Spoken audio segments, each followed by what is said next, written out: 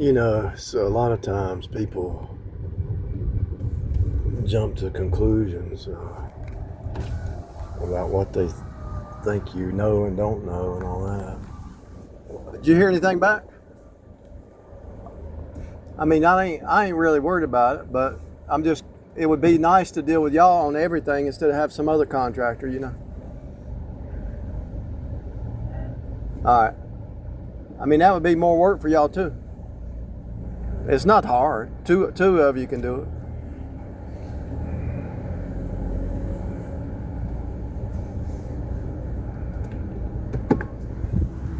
People think they know you, and they don't.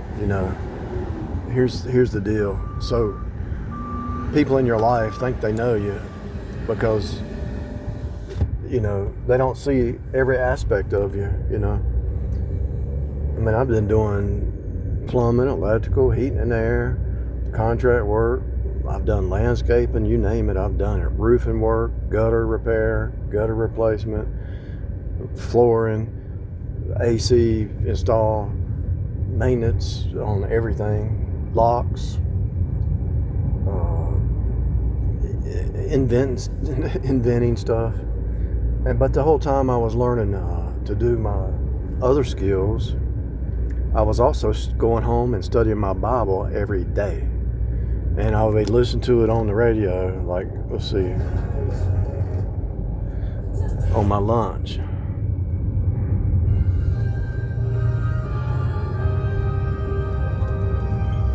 So I was building my skills labor-wise, but I was also building my spiritual skills in between lunch in the evening. And then when I started decoding the etymology through the etymology and other ways, I would go home and I spent 13 years of my life decoding this reality. So I know more than I put on. And so people try to encroach in your world and try to fool you or deceive you. Not only have I learned how, and not only this, I went to college for 5 years studying math and engineering. So the book smart, the physical fixing stuff smart. In other words, I get a job at McDonald's repairing their drink machines or their ice cream machines or whatever. I could go over there and clean. I could get a job today, maintenance, working at McDonald's. So I've got the skills in the natural. I've got the skills in the book smart, physics, math, science, calculus, advanced calculus, programming language. I learned that recently, about 3 years ago. I studied Python for about 3 months and went through all the Harvard class, CS50 Harvard class to learn Python, but I don't want to do it. I just wanted to know how it worked. Book smart, street smart, because I've worked around jobs that are rough. I've worked at places that are rough. Now, like this is, I've worked at it was part-time, but I worked there for about 2 years, like a place like this. Now you talk about insane. The stuff that goes on right here, the stuff that goes on at hotels like this, it's insane. In order to keep yourself safe, you're observing, you're aware of your surroundings, right? You're hyper vigilant. And so I've worked when I was younger, I said, let me get a second job. So I was working at one nice place and I'd come over and work at a rough place. I never worked at here, but I've worked at these places. I know what I'm dealing with, from housekeeping to front desk to management to the guests, the drug heads, the drunkards, the con games, the con artists, the pimps, the prostitutes, the madams, the Chinese girls that fix the room up and real fancy and hang stuff on the wall, and they try to make it look like they're little purple lights, I've seen it. I know how to protect myself. So street smart, book smart, skilled labor smart, Bible smart, raised around Jezebels my whole life, dealt with them, married them, in-laws, outlaws. I've seen the games. And so when people try to get into your world, and you know they're trying to get in because you've seen that before, and you know that something's a red flag, so you write it down. Because you know if you don't write it down, they're going to gaslight you. So when you write it down on a piece of paper and they try to say, I never said that. Yes, you did. Here it is. And the narcissistic Jezebel, once they've been caught, what's their only recourse? Well, let's just start over from the beginning like nothing ever happened. So I studied sociopaths for 10 years. I worked with a sociopath. I'd take her home after work, drop her off, and I would listen to her. She was a sociopath. And I watched her I gave her a ride like 5 years, but I studied them for 10 years because datingasociopath.com before the narcissism stuff came out. But the sociopaths, the psychopaths, and the narcissists, they all work the same. They're all about selfish, me, con game, love bomb, flip reality. They actually are trying to kill you, steal, kill, and destroy. If you see what they are and you break the mask, they're mad, so they won't take you out. I've even had one hire some doofus hit people. They pulled up. I was sitting in my truck in the driveway, and 4 guys got out, baggy pants, and walked up. And I cracked the window. I said, "What?" I said, "Who you looking for?" Well, blah. I said, "No, you got the wrong address." "Oh, sorry. Please don't call the police. Don't call the police." They got back in their car and took off. Seriously. I just cracked the window. I said, "What are you looking for?" "We're looking for this address." "No." And they used an old address. Dumb people. So the dumb person who tried to hire the hitman hired dumb people, and it backfired. I should have got their tag and called the police, and then that person would have been caught, but I just let it ride. And so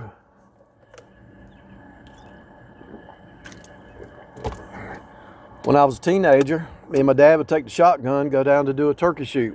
You shoot the shotgun.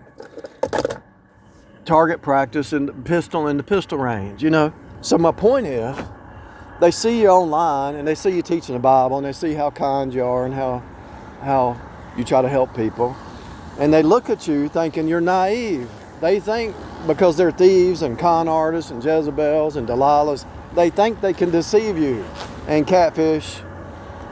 The catfish online. I've experienced it all. And they keep trying. So hopefully now, after this last episode, whoever hires these people and the devil or demons or Freemasons or Jesuits or Wiccans, I hope they finally give up the ghost. Because if they send one of their best, and the best got called on day one, hopefully they will just give up the ghost and go away. And I don't know why Wile E. Coyote can't just say, "I'm a failure, I quit, I give up." But Wile E. Coyote's so obsessed at trying to, here's what the Wiccans think. They say, "Well, you can't be real. You're not real. So let's just test you." And so they try to get you bitter. Here's the spirit, here's the real battle. It's not even about the natural. It's not about money. It's not about stuff. It's not about fooling you. It's trying to get you to be bitter. The whole game of the devil, the multi-level chess game of the devil, is to get you bitter and unforgiveness and give you a hard heart. And so when you forgive these demons and these liars and these cheaters and these murderers and these thieves and these con artists and these Jezebels and these Delilahs, and you forgive these people and you stay kind and you keep your heart right, the devil loses. See these two birds everywhere here lately. I've got two birds facing off with each other and just watching me. If we watch them long enough, they'll just look at each other and start to do a little dance at each other. It's pretty funny. So I played the chess game with the devil my whole life, and he always sends a Jezebel because what happens in your childhood is preparing you for your adulthood, the games, you know. And the fake love that you felt with your family, which was not love, you know, they try to send the same kind of familiar spirits when you're older, fake love. And then when you really find some born-again saints that really care about you, and you care about them, and y'all speak the truth, and y'all hold each other accountable, then you step into a different world. But the world that we are in the 3D, unless the person's born again, it's just fake love.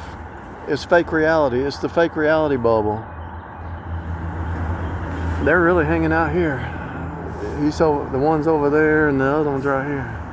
So the fake reality bubble of the 3D unsaved people is the same game. And so that is the Matrix. The Matrix is not some kind of ethereal thing out there. It's the unsaved people. Look at these two guys standing out there smoking, wondering what I'm doing. They're probably agents. And so here's the deal. You think the Matrix is some kind of ethereal thing. No. The Matrix is the flesh mind. The Matrix is the 666 AI flesh mind. You're running on culture programs, bloodline programs, and that's the hardest one. Most people cannot escape their bloodline. And so when you finally escape the bloodline, if you ever even know it's even a thing, you probably don't even know it's a thing. But when you escape the bloodline AI program curse, you get saved, you start to renew your mind, and you escape the bloodline, you really step into a new realm, because, you know, even when your bloodline, your true family are the born again saints. My brothers and sisters in Christ are my family. And I can go to any city, find a church that's a little fundamental Baptist, and I can have a family. You walk in, hey brother, how you doing? Shake their hand, and appreciate you speaking the truth and standing. I know what you've been through, because we've all been through it. And so the Matrix is the flesh mind. And so the Matrix is the bitter, the greed, it's what's in the heart of man, unregenerated man. And when you understand that, you understand the devil's game is to keep everybody fighting against each other. He said, she said, hating each other, not walking in real love. Instead of a win-win mindset, the devil wants you to win, lose, and it's everybody's trying to one-up everybody else, and they want attention. And so when you really realize everybody's equal at the foot of the cross, then you escape the devil's culture program. But I'll talk about it later. Escaping the bloodline program is a whole new ballgame. It's a whole nother ballgame.